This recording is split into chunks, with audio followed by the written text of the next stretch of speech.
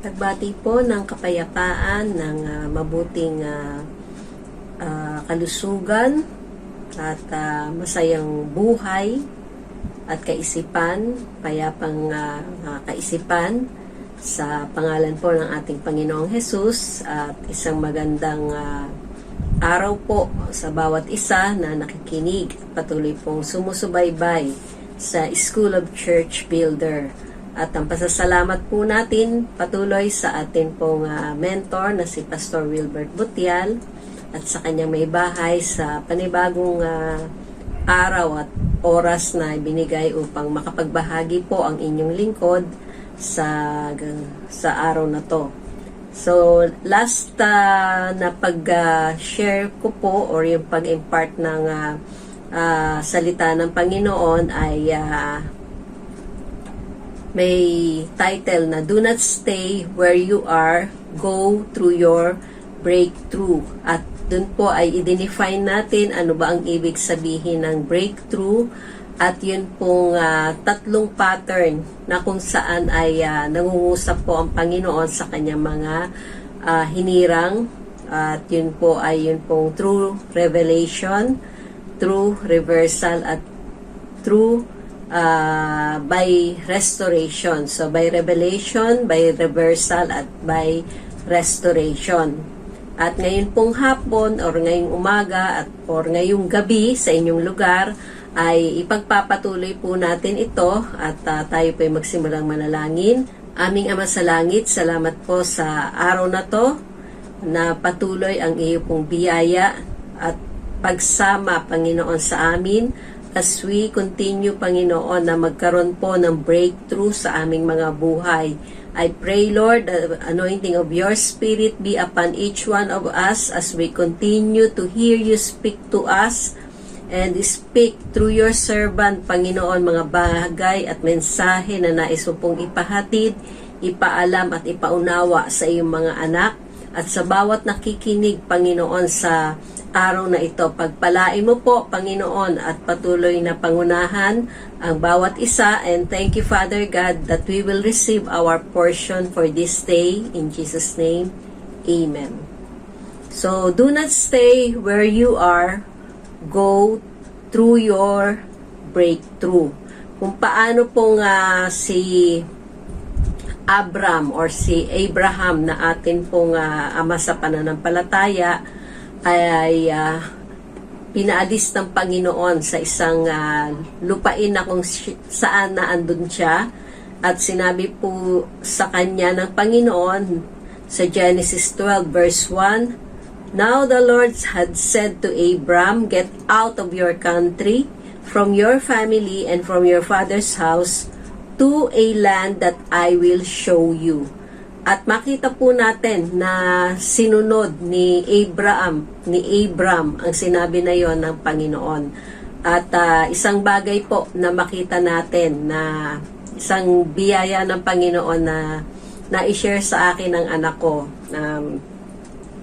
During ng family altar po ba natin, kung ating ginagawa araw-araw, at nakikita naman po natin yan sa post na sa SCB, ay yun po bang alam ko po na yung iba ay nagkakaroon pa ng pag-worship through singing at yung pag-share ng salita ng Panginoon, ganun din po ng ano yung mga insight. So, isang insight po na na-share ng anak ko sa akin ay yun pong narinig niya na sabi nga, grow where you are planted and God will give you more revelation. At patuloy po na saan ba tayo natanim at saan po tayo lumalago. At nawa po yung bawat seed na naitatanim sa atin ay hindi lang basta naitanim, pero ninonurture po natin ang binhi upang makita po natin ang pamumunga nito ng katwiran sa ating buhay, at yun pong mga prinsipyo ng Panginoon ay ating nagagawa sa araw-araw. So, paano po tayo magkakaroon ng ating breakthrough? At ito po, sabi nga sa 2 Samuel 5:20. So David went to Baal Perazim, and David defeated them there, and he said, The Lord has broken through my enemies before me, like a breakthrough of water. Therefore, he called the name of that place Baal Perazim, which literally means Master of Breakthroughs. Makita po natin sa buhay na ito ni David na kung paanong bago niya gawin at paano niya po na bago siya lumakad, ay tignan po natin na bago mangyari ang kanya pong ma-defeat at bago siya pumunta sa Baal Perazim, unang-una niya pong ginawa, David inquired of the Lord. Sa 2 Samuel 19 verse 1, so David inquired of the Lord, saying, shall I go up against the Philistines?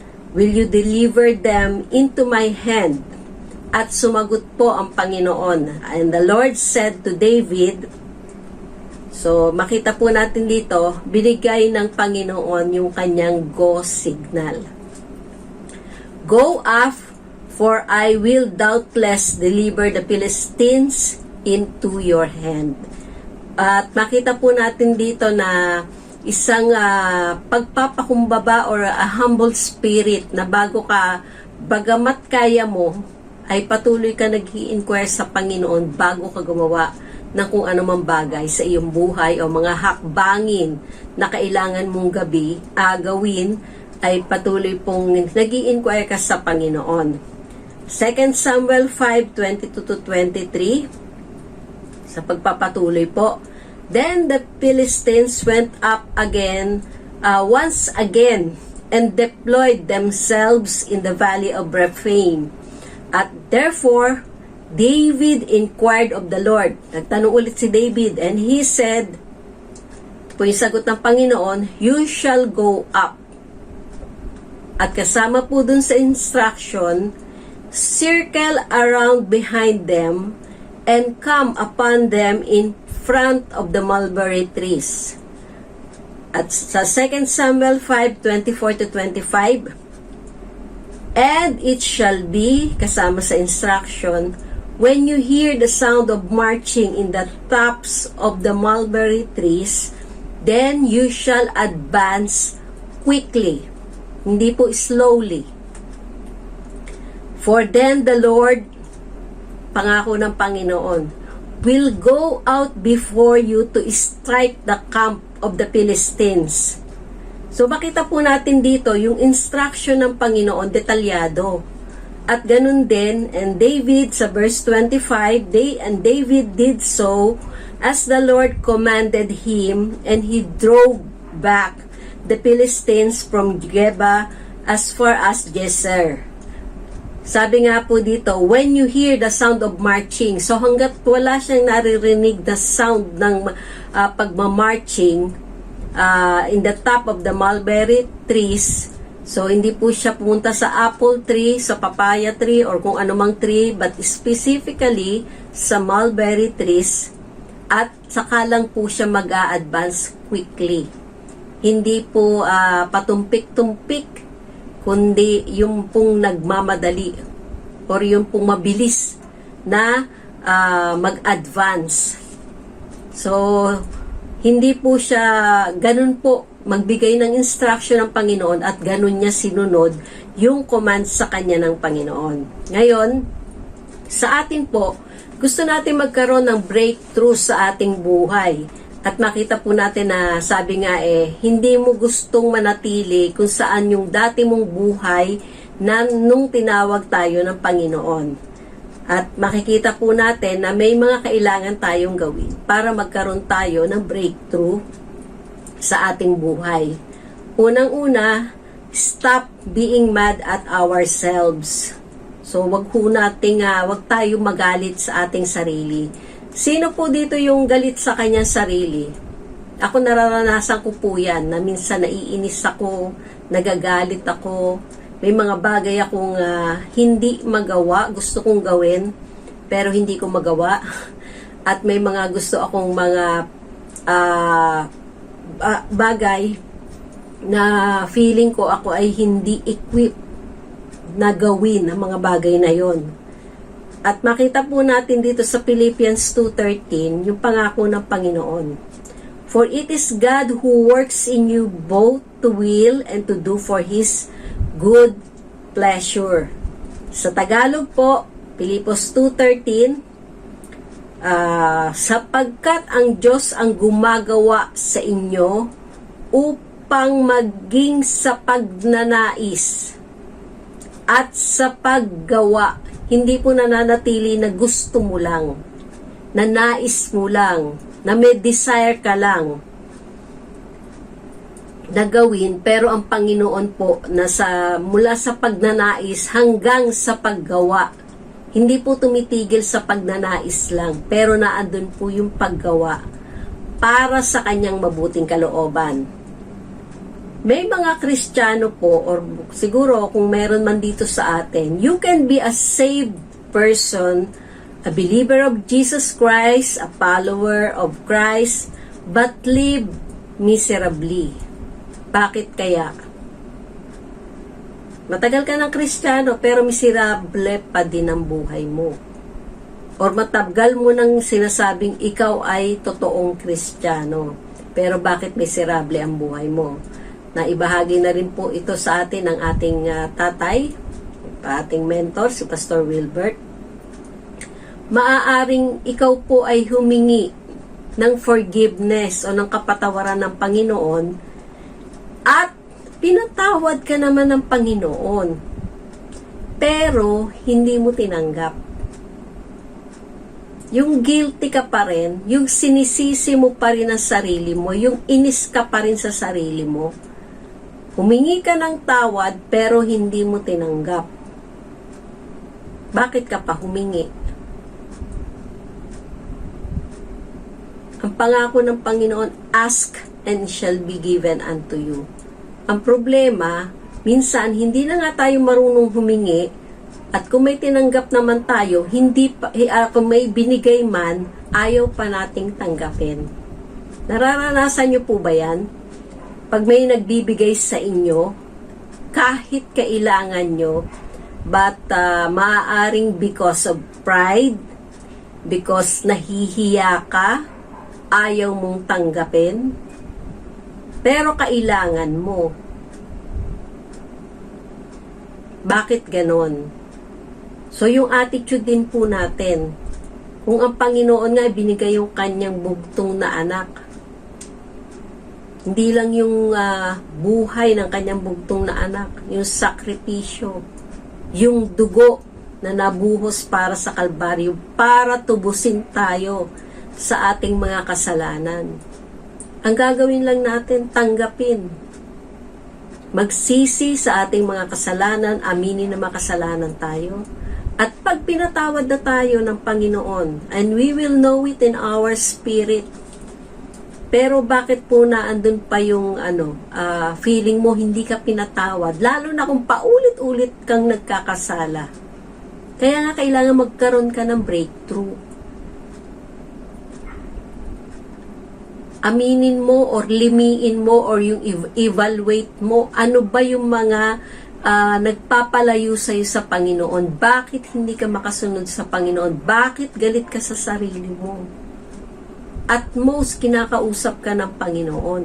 May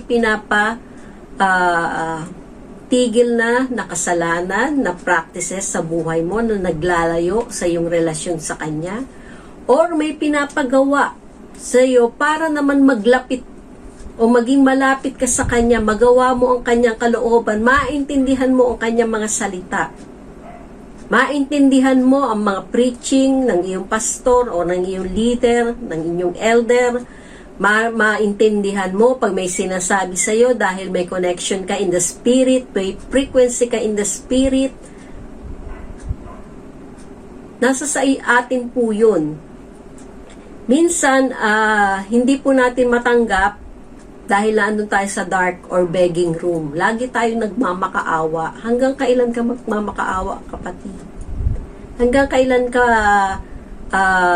you will take your stand as a child of God, as a son of God, na hindi na kailangan magmakaawa kasi pinatawad ka na nga at ginawang anak. So, how can you enjoy life if you don't enjoy yourself? Nai-enjoy nyo po ba yung inyong sarili? Sabi ko nga po, nung minsan na binanggit ko sa anak ko, ang dami ko ng peklat sa binti. At nung sinabi nga po niya na, salamat ka mami, may binti ka pa. Yung iba nga, napuputulan na. 'Di ba? O napilay na, o nawalan na ng lakas para lumakad. Eh, ikaw, peklat lang naman yan eh.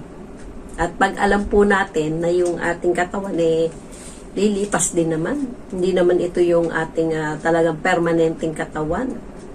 We are awaiting for the glorified body na ipagkakaloob ng ating Panginoon.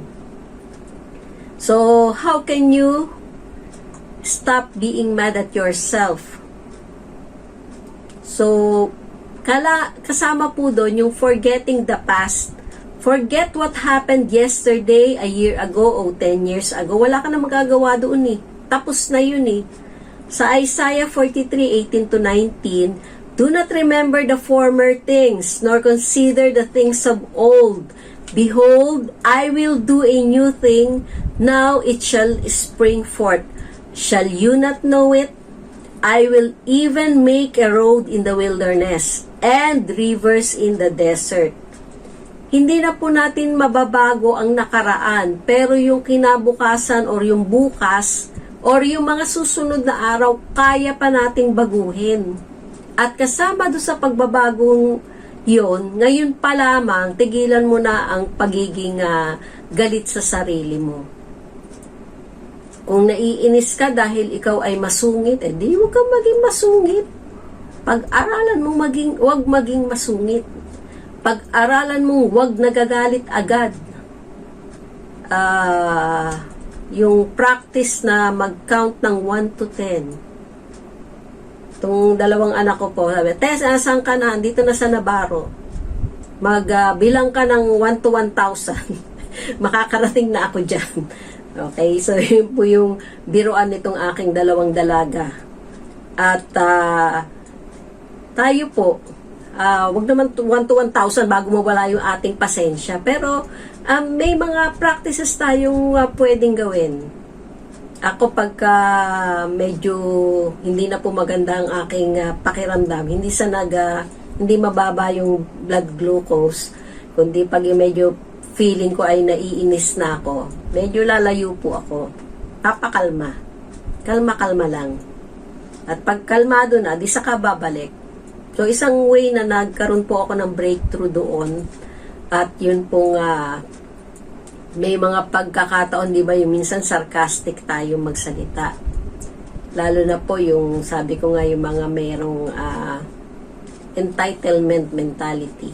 Dahil nararanasan ko po yan, kasama ako sa pumipila sa mga priority lane ng mga senior at PWD. Dahil may PWD ID po ako. At minsan ako po yung natitignan mula ulo hanggang paa, lalo na po kung senior citizen yung kasunod ko. Halimbawa magbabayad sa cashier sa grocery. At feeling nila wala akong karapatang pumila doon sa kanilang pila.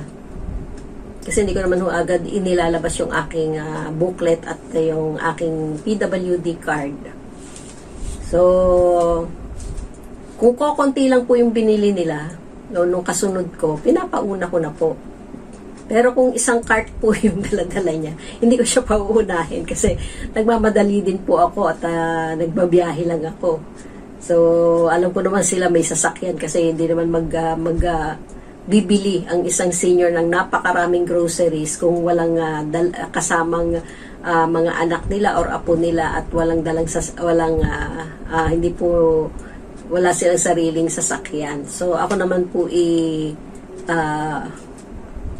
konti-konti lang at kailangan ko pa mag-antay ng shuttle bago ako makauwi.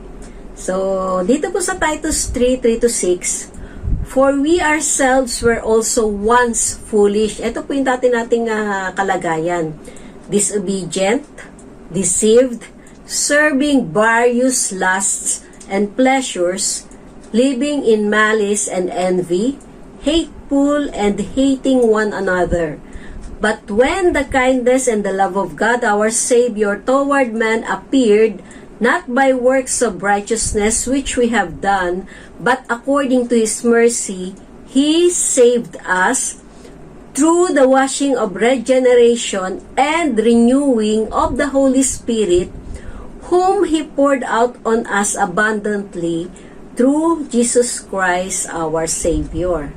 At sa Tagalog po nitong si Tito, 3 hanggang 6, sapagkat tayo rin naman noong dati pa po, hindi na ngayon, ay mga hangal, mga suwail, mga nalinlang, mga alipin ng sari-saring pagnanasa at kalayawan, na namumuhay sa kasamaan at inggit, mga kasuklam-suklam at napopoot sa isa't isa. Ngunit nang mahayag ang kabutihan at kagandahang loob ng Diyos na ating tagapagligtas, iniligtas niya tayo hindi dahil sa mga gawa na ating ginawa sa katwiran, kundi ayon sa kanyang kahabagan, sa pamamagitan ng paghuhugas ng muling kapanganakan at ng pagbabago sa pamamagitan ng Espiritu Santo. Ang Espiritong ito na kanyang ibinuhos ng sagana sa atin sa pamamagitan ni Hesukristo na ating tagapagligtas. So dito po malinaw na the moment na tayo po ay tinanggap natin ang ating Panginoong Jesus, naandun na rin po ang Espiritu Santo na siya pong nagbabago sa atin kung ina-acknowledge po natin at kung nagpapaturo tayo at patuloy na ina-apply yung ating mga natutunan. Hindi naman na nung unang pagkatanggap natin naranasan nyo po ba yun? Nagbabasa ka ng Bible pero hindi mo maintindihan pero gustong-gusto mo magbasa. Yun po yung karanasan ko nung nung first time na tinanggap ko ang Panginoon. Nagbabasa ako kahit hindi ko masyado maintindihan. Tuloy-tuloy lang. Pero sabi nga po, habang lumalago, tumatagal tayo sa pagkakilala sa Panginoon, bagamat may mga pagkakataon na nagkakamali, nagkakasala tayo. Pero ang pinakamaganda pong tamang gawin natin, huwag tayong umalis. Lagi tayong magsisi, humingi ng tawad sa Panginoon, at huwag tayong magalit sa ating sarili. Pero wag naman nating maging habit na lagi na lang nagkakasala at same na kasalanan pa rin. Katangahan na ho yun. Diba? Sabi nga dito, dati tayong mga hangal.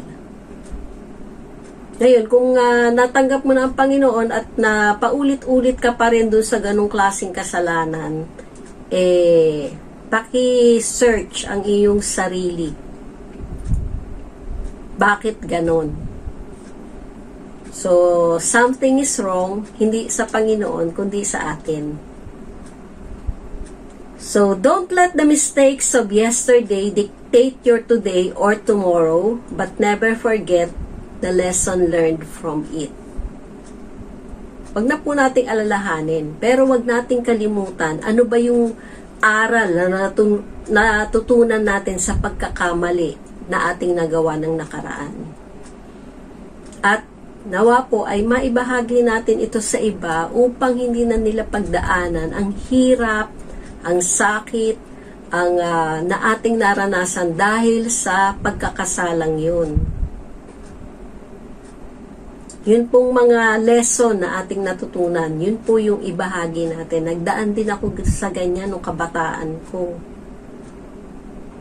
At hindi naging madali para sa akin. Pero kinaya ko. Magbigay ka ng encouragement at wag ng condemnation. So 1 John 2:1, My little children, these things I write to you, so that you may not sin. And if anyone sins, we have an advocate with the Father, Jesus Christ the righteous. So yun po yung mga bagay. Pero yun po ay para sabi nga mga little children. Baka naman na 20 years ka na sa Panginoon ay little children feeling ka pa din. Lumago na po tayo, maging matured na po tayo, at patuloy na sabi nga, yung babalikan ng Panginoon, yung church na without spot or blemish. Kaya kinakailangan pong maging handa tayo sa pagbabalik ng Lord. At kayang-kaya po natin gawin yan, bawat isa sa atin. Philippians 4:13, I can do all things through Christ who strengthens me. Ang Diyos, ang Panginoong Jesus, na nagpapalakas sa atin, ay bibigyan din tayo. Actually, binigyan na nga po niya, binigay niya na sa atin yung authority and even the power to overcome, to have our breakthroughs. At isa po ito sa narinig kong patotoo ni Dr. J, na sabi nga niya nung minsan ay nakita niya ang Panginoong Jesus na nakaupo do sa kanyang kwarto at natanong niya, Jesus, why are you here? At sabi po ng Panginoon na, because you are the apple of my eyes. So, isang magandang bagay na makita po. At yun pong sabi nga yung sabi nga ni Pastor Enteng, kahit nakita mong meron pong karamdaman ang kanyang physical na katawan, pero na-overcome niya dahil nakita nga po namin kayang-kaya pa niya magturo, magbahagi at patuloy pong binibigay yung revelation. So hindi po limitasyon kung meron man tayong mga kapansanan, may mga karamdaman yung ating physical na katawan, pero tayo po ay magaling na. Physical lang natin yung may sakit kasi nakatira pa tayo dito. Okay? Kaya yun pong makita natin na we can overcome, we can have our breakthroughs kung paano nga mga siyensya ay nagkakaroon na po ng breakthrough sa mga karamdaman ng tao. Same thing at masigit pa yung kaya nating gawin. At yun nga pong kwento na si Pastor Cyrus ay yung kay Kenneth Hagin or kay Kenneth, hindi ko alam kung kay Kenneth Hagin or kay Kenneth Hagi, magkaiba po yata yun, ay sabi sa isang crusade daw, nakita niya si Jesus at sinabi, Jesus, bakit hindi mo sawayin yung demonyo dyan sa may gilid? Ano pong sagot sa kanya? Bakit ko sasawayin? Binigay ko na nga sa yung authority. Yung para sawayin yan. Kaya yung kasalanan, hindi ko kailangang manatili sa atin. Kung nagpapatuloy tayong ipinamumuhay, sumusunod, pinag-aaralan ang salita ng Panginoon, kayang-kaya natin hindi awayin, kundi pagtagumpayan, anumang sabi nga po anuman yung udyok, anumang temptation, anuman yung ginagawang panggugulo ng kaaway, wag mo nang i-entertain. Simula pa lang, sawayin mo na sa pangalan ni Jesus. Wag ka nang sa kanya, wag mo nang intindihin. Wag mong intindihin, pero sawayin mo. Huwag mong pabayaang guluhin ka ng guluhin. Pangalawa, how to have our breakthroughs. Pangalawa, learn not and do not repeat the same mistakes of our parents. Dito po sa Genesis 12:10-20 at sa Genesis 26:6-10, ito po yung parehong pagkakamali na ginawa ni Abraham at ni Isaac. Unang-una, pareho po na merong famine doon sa lugar na kung saan sila ay naroroon. Pakibasa nyo na lang po sa inyong mga Bible. Then, kailangan po nilang mag-transfer to a land where the Lord wants them to be. So, pinaalis po sila ng Panginoon doon. At dito po, yung kanilang pagkakamali na they both introduced their wives as their sisters when inquired of by the king of the land. So, dahil, sabi ko nga, ang ganda pa siguro ni Sarah nung time na 75 years old na nung umalis po sila doon sa lugar. At yun pa yung naisip ni Abraham na sabi nga masyado kang maganda, kaakit-akit. Although may karuwagan po, dahil gustong i-preserve yung kanilang buhay, kaya sabihin mo na lang kapatid kita or kapatid na babae kita, na hindi naman po maikakaila. Sabi nga yung pong the way na tumingin tayo kung atin pong minamahal ang isang babae or lalaki. Pero dapat po sa asawa nyo lang yun. Kung may asawa na kayo, or kung kayo naman ay in a relationship, ay wag na hong titingin sa iba-iba, ibang lalaki, ibang babae, okay lang humanga.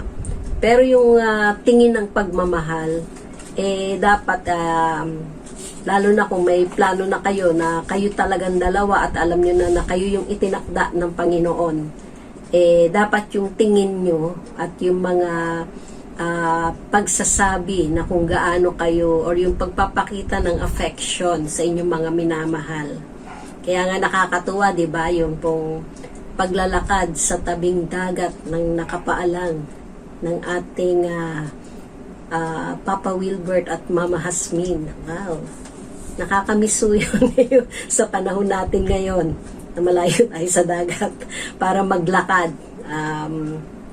Taga Sambales din po kasi yung aking although hindi naman yata sila sa Sambales noon, pero kasama po yun na nai-enjoy ko nung ako'y bata pa. At medyo sa tagal na ng panahon, nakakamiss din. Although hindi ko na alam yung dagat ng Sambales ngayon kung gaano pa ka-blue tignan. So, at panghuli, yung they were both sent away from the land. So, makita po natin na yun pong pagkakamali ni Abraham na pinakilala niyang kapatid niya yung kanyang asawa, ginawa rin po ni Isaac dun din sa kanyang asawa. At yun pong sabi nga kung may nakikita tayong pagkakamali, mga bata, mga kabataan, or yun sa mga kahit na may asawa na, kung nakita nyo habang lumalaki kayo, ano yung mga pagkakamali sa relasyon ng inyong mga magulang, huwag nyo na pong gawin ngayong may asawa na kayo. Hindi iwasan huwag nyo nang gawin. Kasi kung iiwasan mo lang, kung hindi ka makaiwas, di gagawin mo rin isang araw. But learn from the mistakes of your parents. At yun pong huwag nang uulitin. Ang ulitin nyo yung mabubuting bagay na nakikita nyo, at yun pong mga pagkakamaling kanilang nagawa, or even yung pag-handle ng problema, paano nila, lalo na po kung tama yung kanilang pag-handle or yung pag-respond nila dun sa naging problema nila sa kanilang pagsasama, or yung inyong mga kapatid na makita natin na nakita nyo sa mga naging pagkakamali. Wag nyo na pong gawin. Mga anak, wag nyo nang gagawin yung pagkakamali ng inyong mga magulang, especially kung sila ay tumalikod sa Panginoon at nakita nyo kung paanong nilampaso ng kaaway ang kanilang buhay. At ayaw pang bumalik. Pero sabi ko nga po, huwag niyong i-give up ang inyong mga mahal sa buhay dahil isang araw kakatagpuin sila ng Panginoon. Alam po natin yan na hindi hahayaan ng Panginoon na mapahamak. Kaya nga ibinigay niya yung kanyang buhay. So kung ang Panginoong Jesus hindi nag-give up sa atin, sino tayo para i-give up yung mga hindi paligtas ng mga mahal natin sa buhay? Even sa deathbed, or yung kung malapit nang mamatay. Kasama po yun sa mga patotoo ng mga alingkod ng Panginoon na nakita nila even in the last hour ng buhay ng kanilang mga mahal ay tinanggap ang Panginoong Jesus.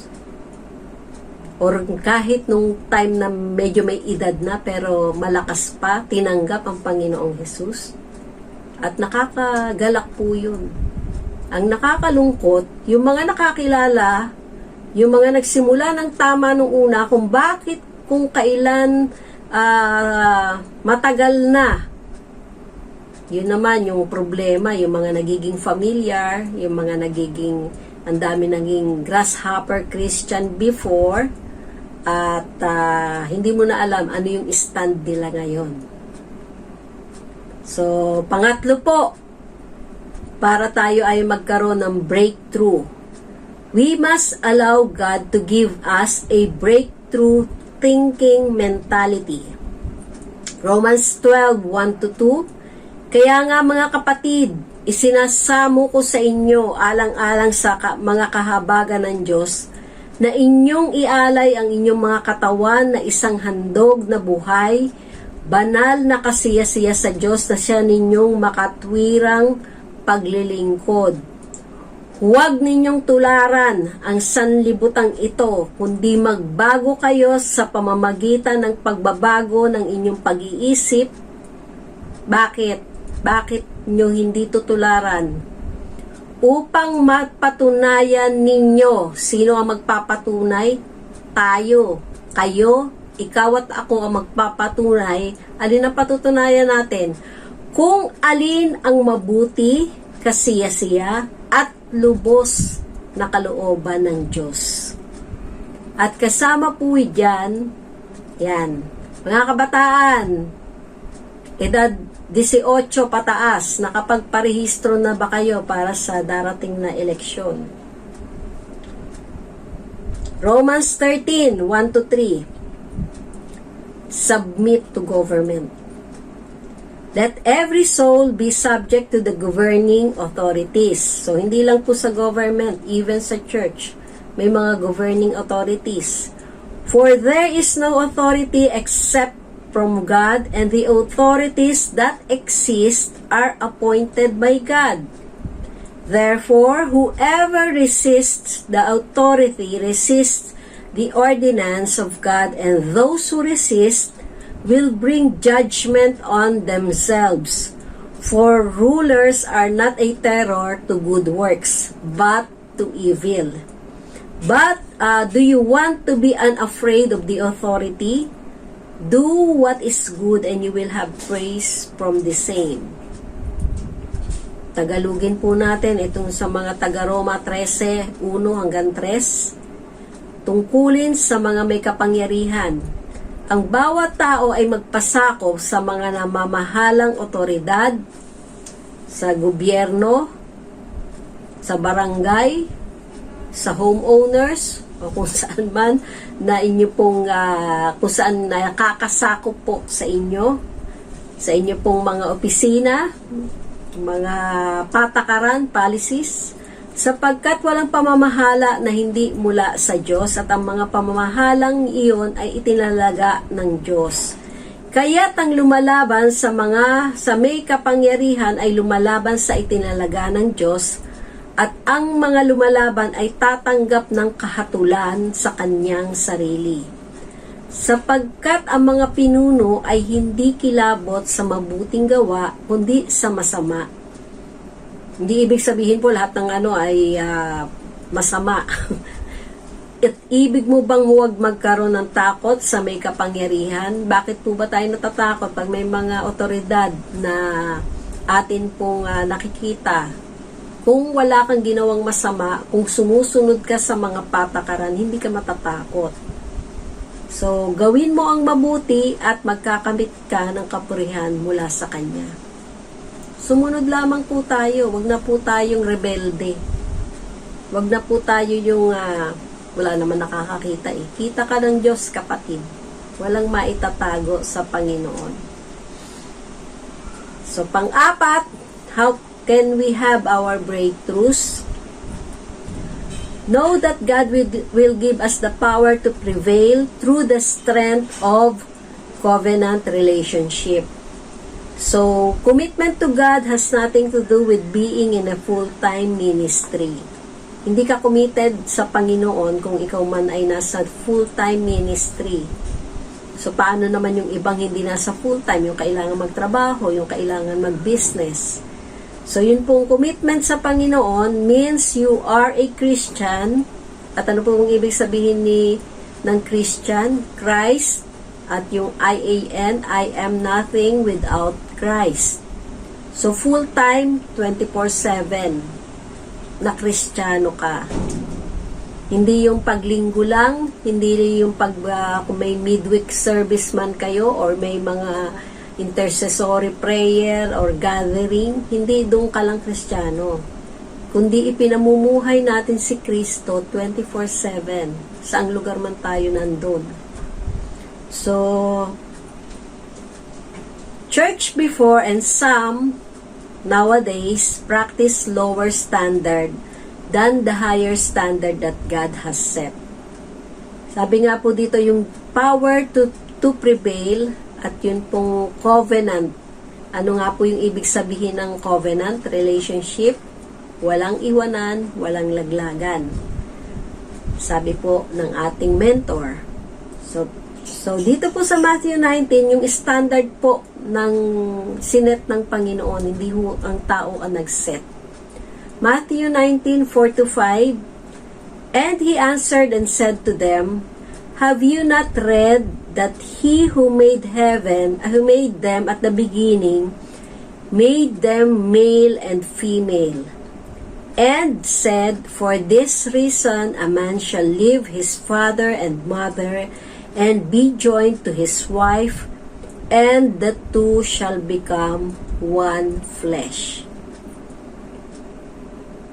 So sa mga mag-aasawa po, siguraduhin nyo, nahihiwalay kayo. Hindi po yung lalaki ang pipisan sa tahanan ng babae, kundi yun pong pag-alis sa inyo pong kinalakhang pamilya ay para magbuo po kayo ng sarili nyong pamilya. Nagsimula kayong dalawa lang dahil mahirap po yung magsisimula kayo na naandun pa rin kayo sa inyong mga tahanan at medyo natawa nga ako sa isang setup dahil walang trabaho po yung yung lalaki.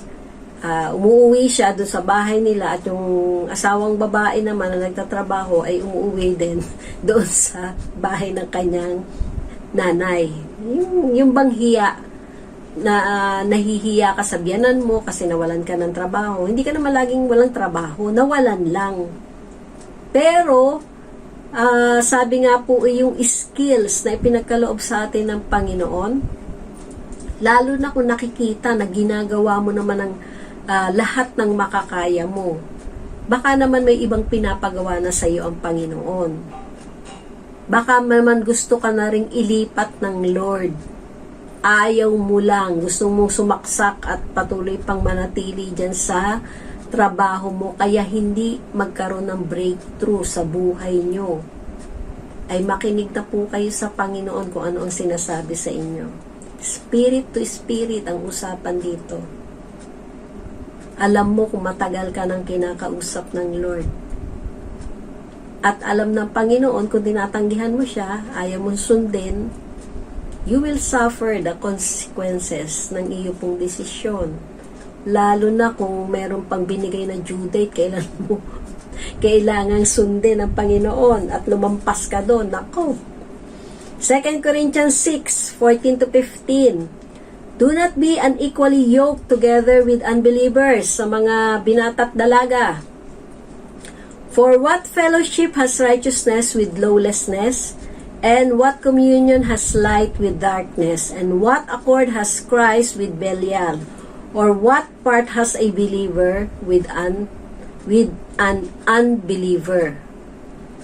So, makita po natin na hindi lamang po sa ugnayan ng mag-boyfriend, girlfriend, and even kung may kaugnayan po tayo, mga business partners na unbeliever, nawa po ay hindi kayo magpakain sa sistema na kung saan ay hindi nagbabayad ng tamang tax. Okay, so yun pong kaibahan ng tax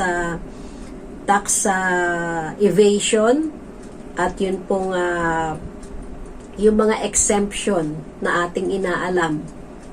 Hindi po para dayain natin ang ating gobyerno. Alamin natin ano yung tamang buwis na dapat nating bayaran.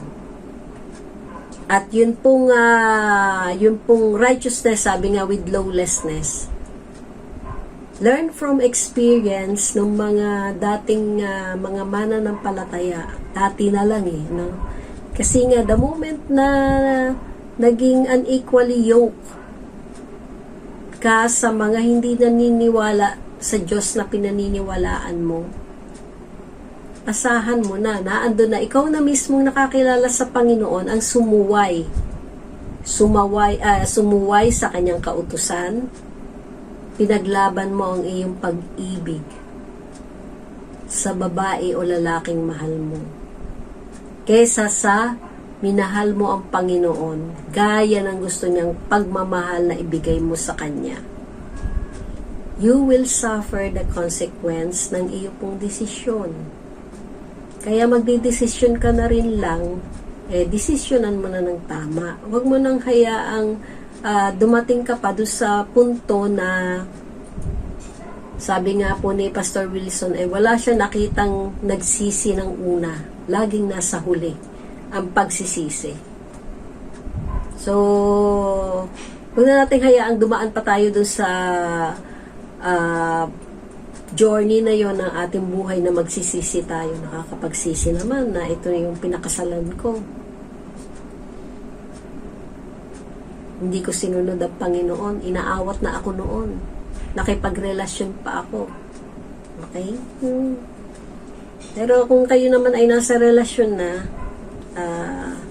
yung kantang Break It To Me Gently. Huwag naman basta-basta na kasi ginawa ko yun. Hindi naman pala. Pinanalangin ko noon, Lord, hindi pala ito yung kalooban mo sa akin paano ba? Bagong Kristiyano pa lang ako noon. Pero nung nalaman ko po yung prinsipyong ito na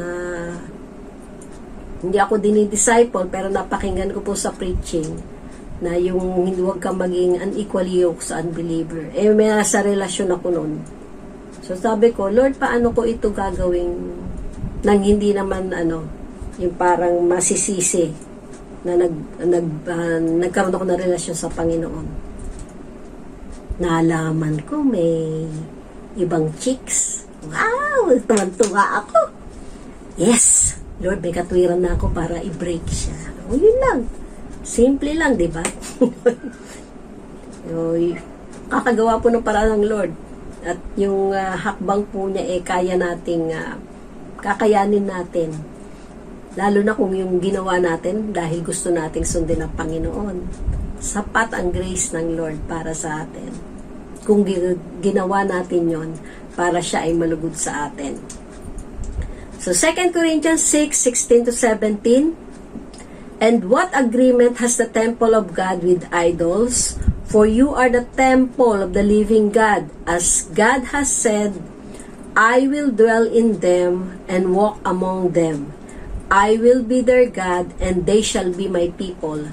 Therefore come out from among them, and be separate, says the Lord. Do not touch what is unclean, and I will receive you.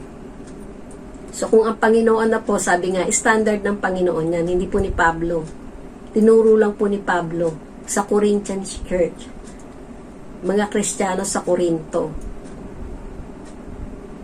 Bakit kaya kailangan ituro mga Kristiyano? Kasi po may mga gumagawa. 'Di ba? Yun nga pong pagpapababa ng standard na isinet ng Panginoon. Balik po tayo doon. Ano yung standard ng Lord? At ibalik po natin sa ating iglesia. Ipangaral po natin sa mga kabataan. Sa mga bata pa lang, palakihin po natin sila sa turo at aral ng Panginoon. Huwag po natin kalimutan sila yung mga kasunod na generation na magpapatuloy kung saan tayo natapos or matatapos. So, yun pong legacy na ating ipapamana sa kanila. Panglima, break the limitation in your finances by applying the financial principles that God has set in His Word. So, ano po yung mga prinsipyo sa salita ng Panginoon patungkol sa finances? Napapansin ko nga po, Lord, parang hindi nawala sa mga preaching ang patungkol sa finances. Dinidil mo ba ang bawat isa sa amin pagdating sa finances?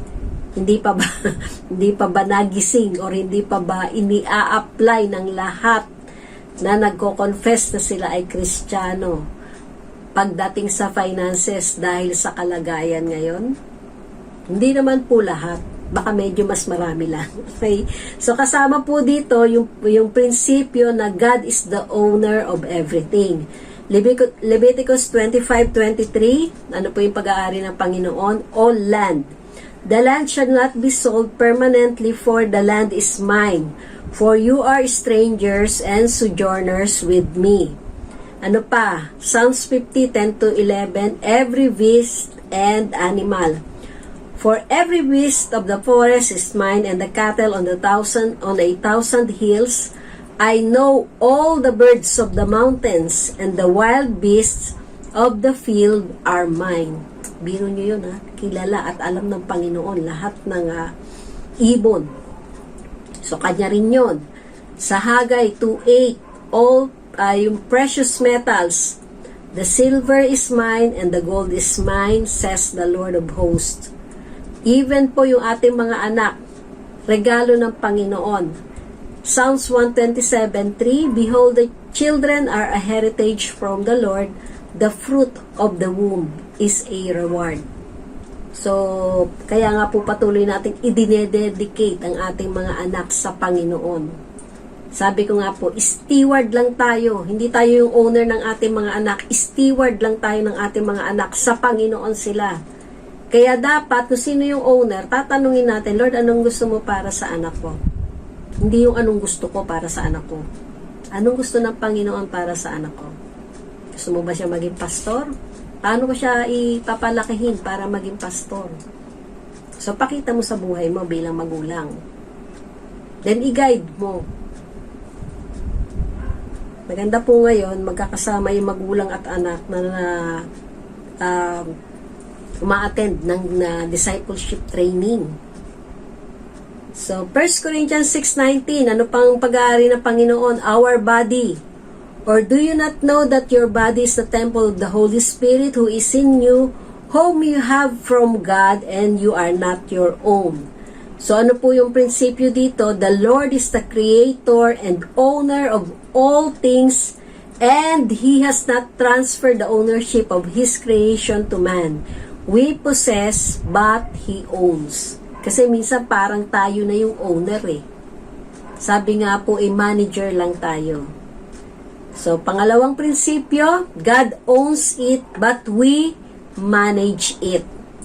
1 Corinthians 4:2, moreover, it is required in stewards that one be found faithful.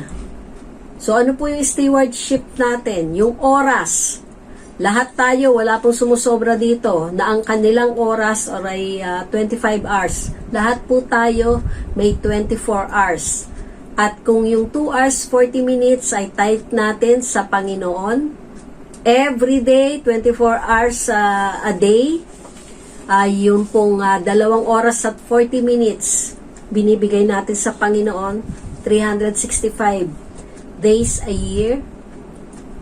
So, kasama po doon na ilang oras lang yung para i-manage natin yung kanya pong pinapamanage sa atin. So, yung pong stewardship ng time, ng talent, ng ability, at yung pong treasure or yung finances. So, stewardship, ano po ba yung stewardship? The responsibility of managing God-given resources for the accomplishment of God-given goals. Kaya nga po yung pagre-raise up ng kingdom suppliers at yung pong yung mga wealth creators na kailangan po para po ma-advance ang kingdom ng Panginoon. So, think like a manager. Hindi po yung think like an owner. The moment na tawagin na tayo ng pauwi ng Panginoon, kanino natin maiiwan yan? And even yung pagsasaayos po ng mga legal documents, even yung pagbibili natin sa ating mga anak, paano o ito yung magiging mana mo sa akin pag ako'y nawala na, paano makukuha. Dapat po itinuturo na natin kung nasa tamang edad na po yung mga anak nyo. Okay? So, we manage the people, yung legal aspect po ng church na wag po nating kalimutan. At yun pong pangatlo, yun pong establish the habit of asking God's permission before you buy, or sell, or lend, or give, or use anything you possess. Sa Proverbs 16:1-3, the preparations of the heart belong to man, but the answer of the tongue is from the Lord. All the ways of a man are pure in his own eyes, but the Lord weighs the spirits. Commit your works to the Lord, and your thoughts will be established. Mga kawikaan sa Tagalog po, 16:1-3. Ang mga balak ng isipan ay sa tao nagmumula, ngunit mula sa Panginoon ang sagot ng dila. Ang lahat ng mga lakad ng tao ay malinis sa sarili niyang mata, ngunit tinitimbang ng Panginoon ang diwa. Italaga mo sa Panginoon ang iyong mga gawa, at magiging matatag ang iyong mga panukala. At sa pagtatapos po dito sa Kawikaan 2:1-6, anak ko, kung ang mga salita ko'y iyong tatanggapin at ang mga utos ko sa iyo ay iyong pagyayamanin, ikiling mo sa karunungan ang iyong pandinig at sa pangunawa ang puso mo'y ihilig. Kung ikaw ay sumigaw upang makaalam at itinaas ang iyong tinig upang makaunawa, kung kagaya ng pilak, ito'y iyong hahanapin at tulad ng nakatagong kayamanan, ito'y sasaliksikin. Kung magkagayoy ang takot sa Panginoon ay iyong mauunawaan at ang kaalaman sa Diyos ay iyong matatagpuan. Sapagkat ang Panginoon ay nagbibigay ng karunungan at sa kanyang bibig nagmumula ang kaalaman at kaunawaan. Walang problema po sa Panginoon na tayo ay magkaroon ng breakthroughs sa ating buhay dahil siya po ang Diyos ng breakthrough. Paano po tayo magkakaroon nito? Kung atin pong isasagawa at patuloy na ipamumuhay ang mga prinsipyo na nakasulat na po sa manual ng buhay, ang Biblia, at maging pamantayan natin sa tamang pamumuhay na nakalulugod at walang ibang binibigyang lugod kundi ang Panginoon sa ating pagsunod. Salamat po at binabati ko na kayo ngayon pa lamang sa mga mapagtatagumpayan o mga breakthroughs na inyong makakamtan sa inyong pagsunod sa mga prinsipyo ng Panginoon. Tayo po'y manalangin. Aming Ama sa Langit, salamat po Panginoon sa iyo pong mga salita. Salamat sa iyong mga prinsipyo na tunay, Lord, that you are a God of breakthroughs. At nais mo, Panginoon, na huwag kaming manatili sa kalagayan na kung saan ay una mo kaming natagpuan, kundi nais mo po, Panginoon, na patuloy kaming linisin, patuloy na baguhin ang aming mga kaisipan at maipamuhay, Lord, ang iyo pong ang buhay na nakalulugod sa iyong harapan. Tunay, Lord, that you have given each one of us an assignment to fulfill while we are living dito po sa mundo bago mo kami tawagin pa uwi. Sigurado yon, Panginoon, kung hindi ka pa darating at hindi po kami makakasama sa pagdagit or nauna na kaming nahimlay. Pero sa mga natira pa, Panginoon, na andun po, na nawa, Lord, huwag manatili sa pagkakasala, huwag manatili na namumuhay sa kasalanan, kundi yun pong breakthrough sa kanilang buhay, sa buhay po ng bawat isa sa amin ay makamtan namin at lagi naming hangarin na mabigyang lugod ka, Panginoon, sa araw-araw naming buhay. Pagpalain mo po ang bawat isa, pagpalain mo po ang bawat ministry, pagpalain mo ang bawat church na accurate ang pattern ng pagbibuild. And thank you, Lord, sa answered prayer, sa mga kahilingan po namin ng ayon sa iyong kalooban. Purihin ka aming Ama sa langit, the God who is in control of everything and in charge of everything, the owner of our lives and everything we have, at makita mo po na isang mabuting steward, manager lamang kami. Sa pangalan ng Ama, ng Anak at ng Espiritu Santo. Mapagpalang araw po sa bawat isa at patuloy pong bigyang lugod natin ang Panginoon sa ating pananalita, sa ating pag-iisip, maging sa ating gawa. Sa pangalan ni Jesus. Were you blessed with the message today? If so, please like, subscribe, and hit the bell button below for updates.